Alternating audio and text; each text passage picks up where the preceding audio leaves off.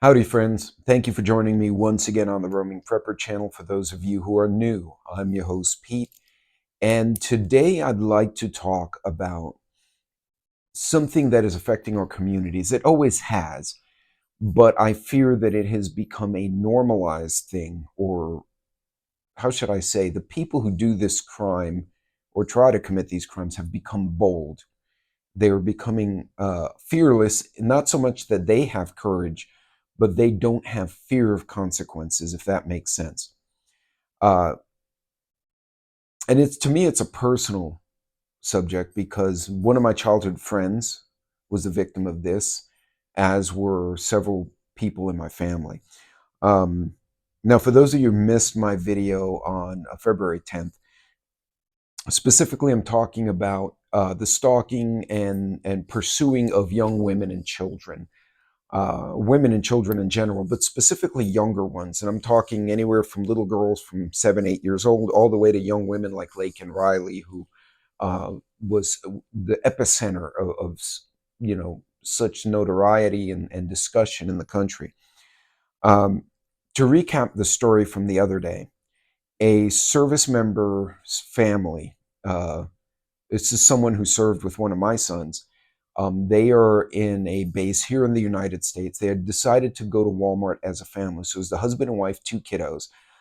I'm guesstimating the little girl was 6 or 7, based on the photos that they shared with my family. And the little boy was just at a toddler, so maybe 3-ish, if that makes sense. Four people in the family. Um, I'll simply say they were stationed in the U.S. I'm not going to be any more specific for their protection. Um, they go to Walmart. I believe it was a Walmart, and they park in the parking lot, unload the kids, etc., and into the store they go. And according to the post, which was posted by the wife, within 60 seconds of being through the doors, the husband noticed there was something wrong. He pointed out, "Hey, this guy over here seems like a weirdo." There were several men. Now, he didn't give a lot of detail. They weren't young, old, black, white, Hispanic. He didn't give any context like that. And honestly, it doesn't matter because we all know these kind of criminals can come from anywhere. What he noticed was the way they were behaving, not so much their color or age or ethnicity, in that they were watching families come in, and they were kind of with the cameras trying to they were pretending to text, but then they do this every now and then. Usually, if I'm looking at my camera or my phone in a store, I'm messing with it. I might make fake, because I'm trying to look at what I'm doing and maybe look up. They were purely focused on who was coming in. And there wasn't, according to the commentary, there was no like a Starbucks or something like you sometimes have in a Target, where people might just be sitting there having a coffee waiting for a spouse or someone else. So regardless, the husband found the man at a place, pointed it out to the wife. Now the wife was suspicious, and they went about their trip to the store. According to her, the man waited a few seconds. As soon as they got some distance, proceeded to follow them with a wagon. He had nothing in the wagon to begin with, and just followed them. And she said, "Bentley, be nice." And I don't. He's resource guarding my trash can, but there's nothing in there value or edible. So I think he's just being crabby. Um, and then now he's under me. In any case, that's what you need. Everyone needs an angry corgi to chase the bad people away. Um, in any case, as they go about the store, the wife realizes that the man has been behind her. Now, this is very similar to the story that was told, that I told in short videos about a year and a half ago, regarding one of the young cousins in our family, a young woman of about 26 years old. Likewise, it was the same scenario. There were men who seemed to have no purpose following women. Now, the other story was in a Hobby Lobby, which was even weirder place for men to be if they don't have a reason to be there. That's not high on my list of guy places to go. But Walmart, yeah, anybody can go there. In any case, this continued for a while, and she pointed it out to the husband. And because the man had kept a significant distance, it wasn't justifiable for him to go 3 aisles down and confront someone randomly, right? It just didn't make sense. In any case, at some point, the wife and the kids went in one aisle, the husband went in the other, and they kind of didn't see the man anymore. So they went about their business. And she said the person reappeared, and everywhere she went, he was following. I It looked like he was trying to take photos, but he was specifically fixated on their 7-year-old girl. And then he would go around the aisles. So, the aisles are long like this. You have products here, and she was in the middle. He would show up here, so she'd try to go this way, and he'd come behind, and then she'd go a few aisles down, and he'd show up again. She said, the way she quoted it in her Facebook post, it looked and felt like vultures or wolves or hyenas circling a prey before they move in. So it got to the point where he became bold because he no longer saw the husband and started getting very close physically to her. She yelled for the husband, and she made a bit of a scene, and she got the little girl behind her, and wedged the child between her and the man and the display case, and then grabbed the child and verbally told the man to get away.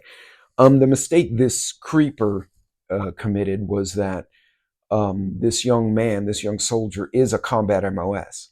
And I know what he's trained in, and it's not someone I would want to pick a fight with if I was a predator, because he will he will turn you into a pile of, organic matter on the floor. And he went and confronted the man, and there was a bit of, I guess a confrontation would be a good way to put it. And the other person departed. And the commotion was enough that someone asked what was going on. The couple explained, the manager got involved. Someone took a photo, and then the manager said, we can get more footage from the security cams. We're going to call law enforcement because we can watch him leave the store and come in. Maybe we can see what car he was driving. So the manager got engaged, and he said that, they're trying proactively at the store to ban people if they can figure out who the predator is. In listening to her story, along with the story of the young cousin in my own family about a year and change ago, there's certain common denominators, and I'm hearing them. I'm hearing other stories, both in my community in Houston, Austin, El Paso, here in Texas, and I know you guys are hearing it elsewhere. There are a few common denominators, and the reason I'm dedicating this video today to this subject is because I believe in the event of any kind of SHTF, these sons of bitches they will go from stalking to outright predatory behavior, outright predation against the public. So understanding this specific risk will make you better prepared in the event of an actual emergency. So it does affect prepping, just not directly in that context. So I had to write down a few things. So typically it is a male. The average age, I'm not hearing of very young people do it, and I'm not hearing of guys who are so old that they can't get around. I hear middle age, 30s and 40s a lot. And I think that may be the age where this type of predatory person or this kind of pervert or incel, whatever the hell they are, gets old enough to know what to do and what not to do without getting caught. They've overcome the fear of discovery or penalty, and they're old enough and experienced enough to know how not to get themselves arrested. I also think possibly if they have some kind of mental illness, as they get older, it deteriorates, it gets worse. I don't know. This is pure conjecture on my part. I'm not a psychoanalyst. This is probably a conversation I need to get prepping with Sarge involved. He's a counselor. If you haven't watched his channel, by the way, watch it. And he could probably speak more to the psychology of this kind of person. Ask me about a suicide bomber or mass shooter. I can talk for hours based on what I learned in my own schools.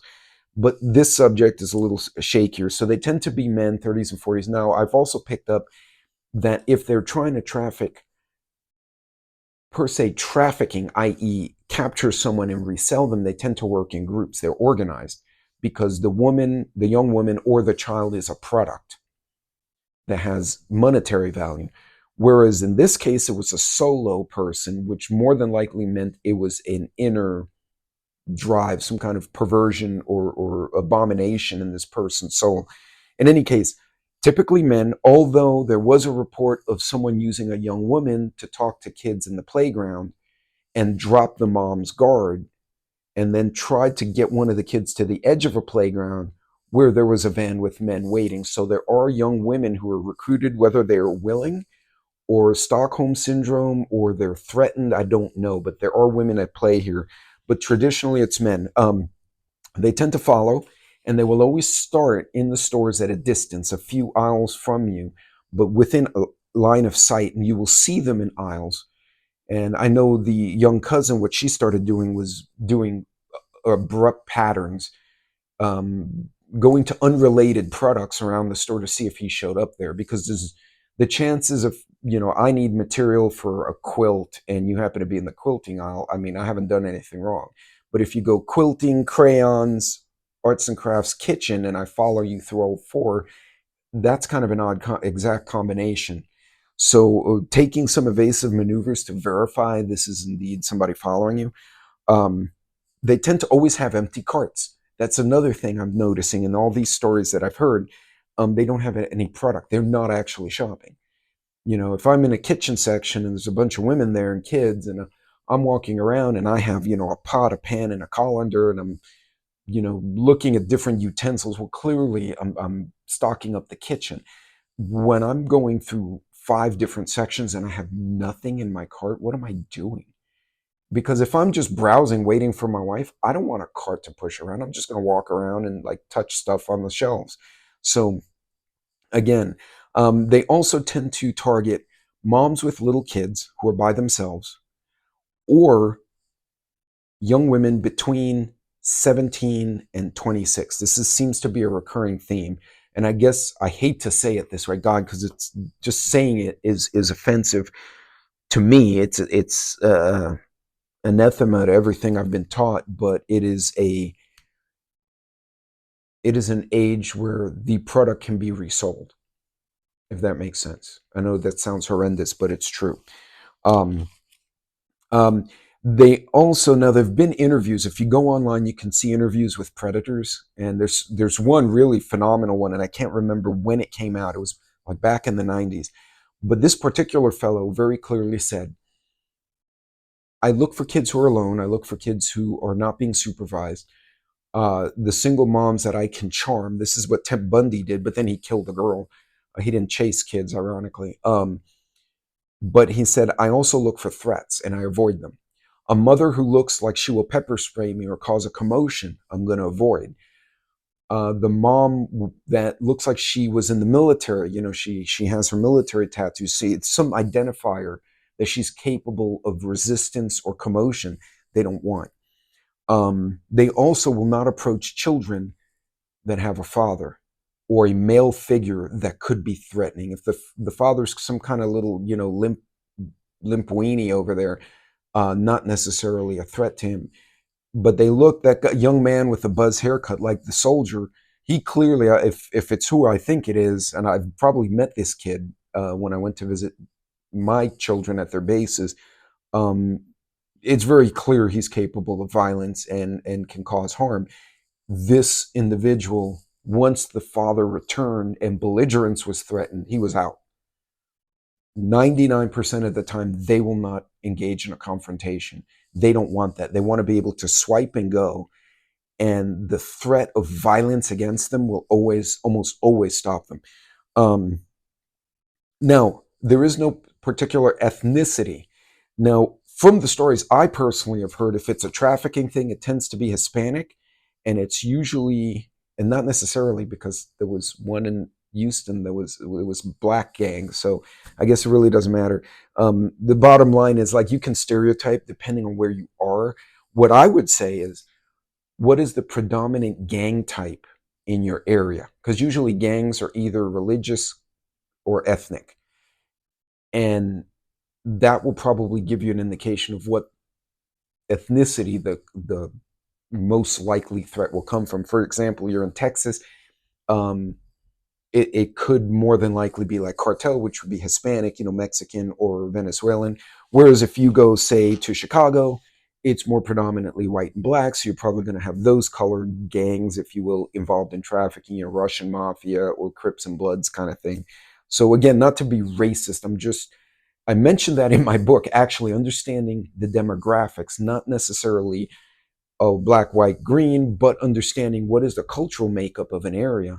because one, it informs you how to engage people, right? If you have to barter, you understand different cultures, but also what types of gangs may be in your area, and as a result, what kind of business are those gangs into.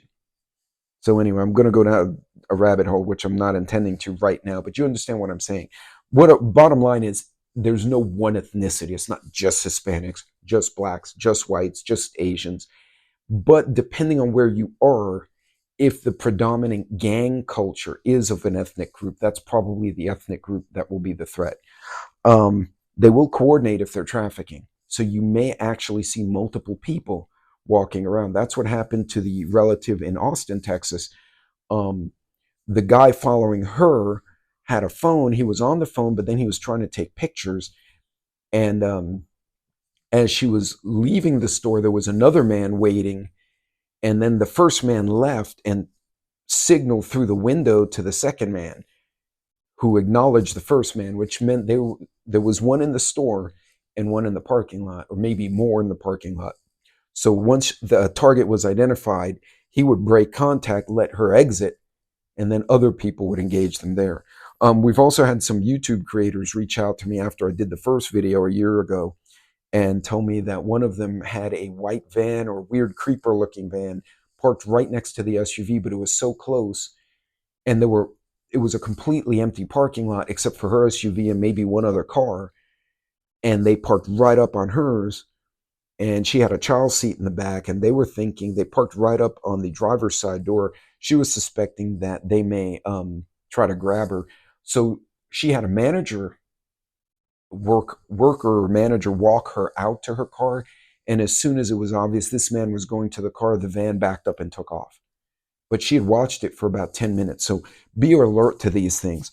Now, how does this affect preparedness? Well, there are a couple of things. Obviously, people can kidnap kids and take them away. That's terrible. Kids can be used as leverage to get stuff from a group, hostage basically. That's terrible. But more importantly, as I mentioned earlier in this video, this type of person, from what I'm seeing and what I'm reading, and I encourage everyone to do their own homework on this type of personality, these individuals will get bolder when the lights go out. The cops are going to be busy with all sorts of other stuff. I can tell you from experience, when Harvey came up, they called the State Guard, the National Guard. We were hospitals, water, traffic control, the public, general public things that were needed. We weren't watching individual homes. We weren't watching individuals in the store. Unless we got called, nobody went there. And people like this, if they're this bold when everything's functioning for the most part, they're going to get infinitely worse. So it's important you understand the markers and signs of those behaviors so you can protect yourself and your loved ones. Now, this is a bit of a darker video than I'm used to making, but this is the second or third story like this. And I noticed commonality with the story I heard a year ago. And I just thought I'd share these thoughts with you. Understand your area, your demographics, your gang culture in your area. And more importantly, watch your kids. Have those conversations with your kids. Secure your children. You can go online and get all sorts of tips about traveling with kids and protecting your kids in public. And also ladies, young ladies especially, travel in groups. Let someone know where you are. Look at Lake and Riley. She told her roommate where she was going. She shared her location. She had her Apple Watch tracking her. And she still met her demise, and a very violent one, at the hands of this creeper. Sometimes everything we do is not enough. But as an engineer, you want to stack the odds. At least I'm a numbers guy. You want to stack the odds in your favor. The more things you do to reinforce your safety, the harder it is for the other guy to get lucky and get his hands on you, if that makes sense. In any case, I'm going to leave you with those thoughts. This was a long video, and I'm sorry for that, but this bugs the shit out of me because this is personal in my own life. People I loved and cared for have been the victims of this shit. And to me, it's an abomination in God's eyes and our society. And we need, as a community, to stand up against this garbage. And also, if you're out and about and you don't have your kids with you, keep an eye on other people's kids. If you see a young mom or a dad in trouble, get some help for them. Don't turn a blind eye. We need to stop that. We need to shine the light on the evil in the world. In any case, God bless, Godspeed. That's it for this one. I will see you on the next video.